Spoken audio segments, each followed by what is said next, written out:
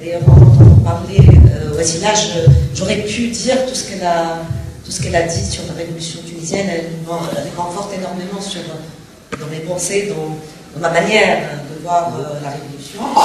Et je ne suis pas la seule à penser ainsi. J'appartiens à une société civile, à une association qui pense la même chose.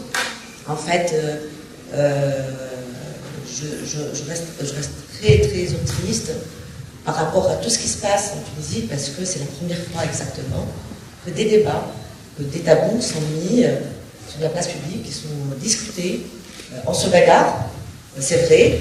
On a des moments où on avance sur certains sujets, des moments où on recule tactiquement, mais la religion, la polygamie, la liberté de la femme, l'égalité, tout ça, des sujets qui n'ont jamais été réellement discutés même en Tunisie.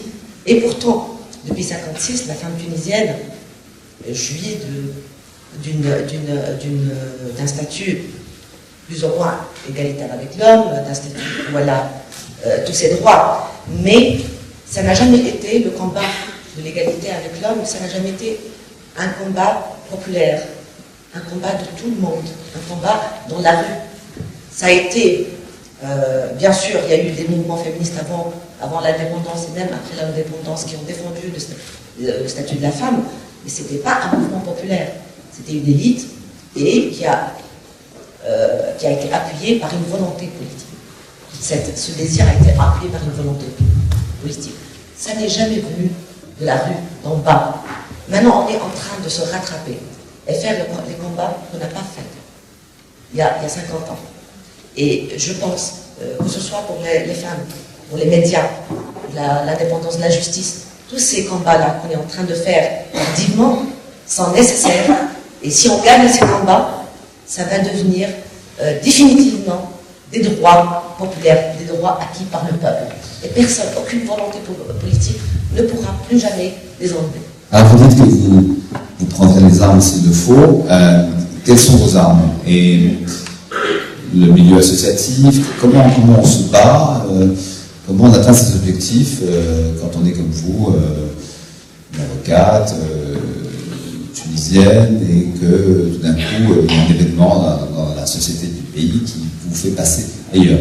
Est-ce que l'écriture, par exemple, est-ce que ce livre pour vous était une manière de témoigner particulière, de faire entendre votre voix au-delà peut-être de votre pays?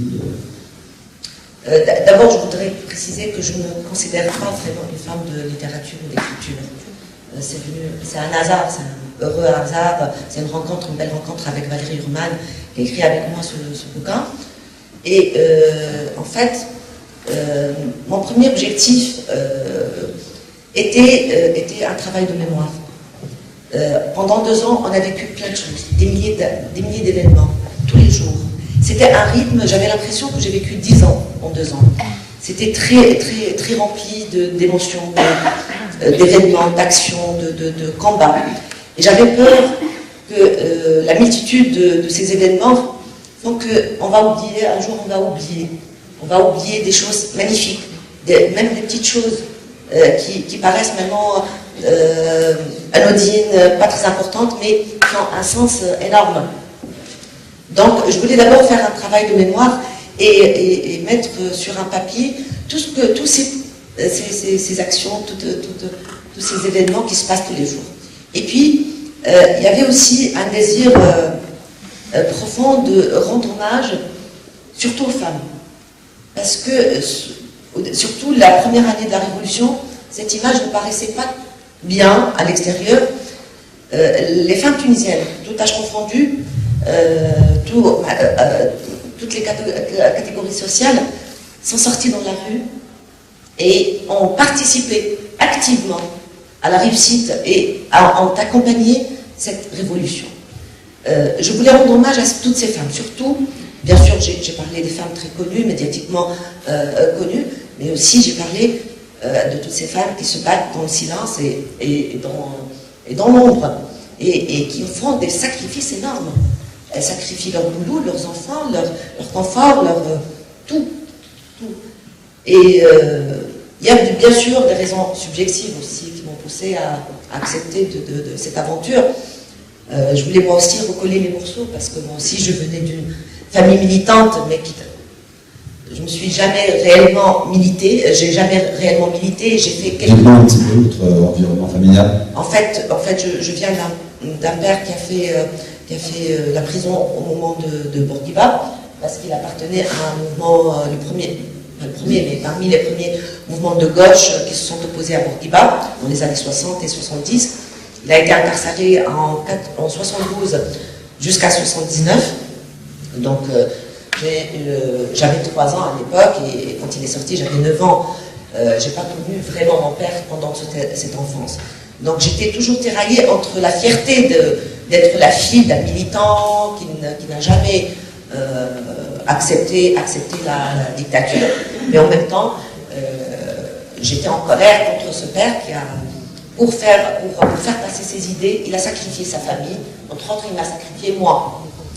Et ce livre m'a permis de recoller un tout petit peu les morceaux, parce que le 17 décembre, moi aussi j'ai fait la même chose que mon père. Alors que pendant 40 ans plutôt, je lui reprochais ça. J'ai tout délaissé, ma famille, mes enfants, mon bureau. Et c'est le désastre sur le plan personnel. Mais je le fais avec grand plaisir. J'aime ce que je fais. Je l'aime, je le fais avec passion, avec émotion, avec amour. Et j'ai compris, à ce moment-là, j'ai compris mon père. J'ai compris cette volonté, cet élan de vouloir changer les choses dans son pays, de vouloir améliorer son pays, quitte à sacrifier un côté personnel et un côté familial. Donc je voulais recoller un petit peu ces morceaux et d'ailleurs ça m'a remis, j'ai remis en question tous les préjugés que j'avais, que ce soit sur la gauche tunisienne, que ce soit sur mon père, que ce soit sur les idées que portait toute une génération des années 70-60. Et je vais vous dire quelque chose, peut-être il n'y a pas beaucoup de gens qui ont fait attention à ça, mais le slogan principal de la révolution, à savoir dignité, travail, dignité et travail, liberté et dignité nationale, c'est un slogan de la gauche. C'est un slogan qui a été toujours crié, enfin chanté par la gauche tunisienne dans les universités, et moi j'ai assisté même à des fractions de la gauche tunisienne dans l'université qui disaient pain, liberté, dignité nationale, notre fraction qui disait terre, liberté, dignité nationale. La rue tunisienne, les quartiers populaires, les villes les plus vulnérables, enfin les plus pauvres de la Tunisie, le jour où ils sont sortis se révolter contre ce régime, ils en sont des slogans de la gauche. Donc ce qu'a fait mon père dans les années 60-70 avec ses camarades n'était pas vain. Ils ont quand même comment dirais-je, exactement, leurs idées ont passé, ils ont laissé quelque chose, et cette chose-là est sortie.